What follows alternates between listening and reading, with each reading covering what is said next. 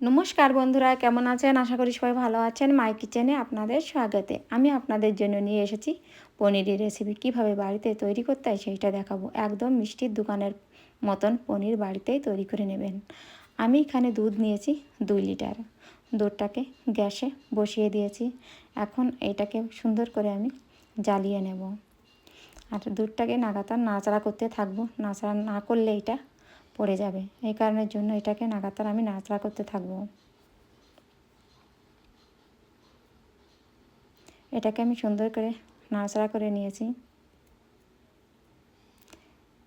দুধটাকে আমি আর একটু নাড়াচাড়া করে নেব।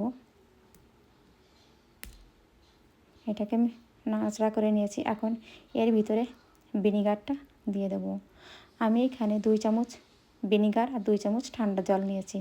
এখন দুধটাকে ভিনিগারটাকে ঢেলে দিয়েছি। আমার দুধটা সহজেই কেটে গেছে, দেখুন সম্পূর্ণ দুধটা কেটে গিয়েছে, সবুজ জলও বেরিয়ে এসেছে, মতলব আমার দুধটা সম্পূর্ণ কেটে গিয়েছে।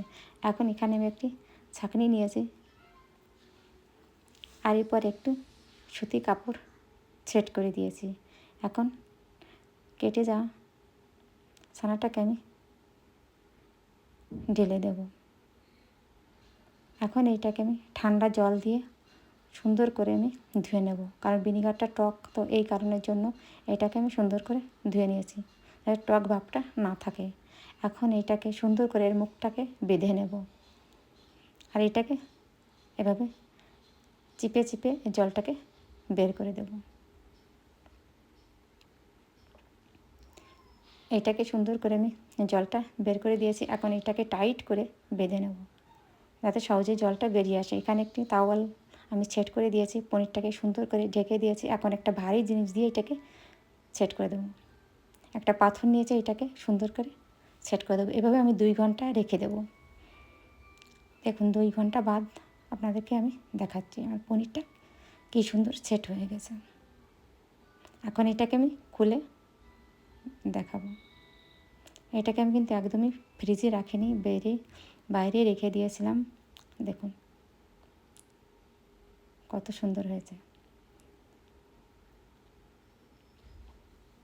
এখন এটাকে আমি একটা চাকু দিয়ে কেটে দেখাবো, ভিতরটাও কত সুন্দর হয়েছে। আর রেসিপিটি পছন্দ হয় লাইক, শেয়ার, কমেন্ট ও সাবস্ক্রাইবার করে দেবেন। আর অবশ্যই বাড়িতে আপনারা পনিরটা বানিয়ে খাবেন। আপনাদের দোকান থেকে আনার কোনো প্রয়োজনই হবে না। আপনাদের রেসিপিটি অবশ্যই পছন্দ হবে। দেখুন বন্ধুরা কত সুন্দর হয়েছে।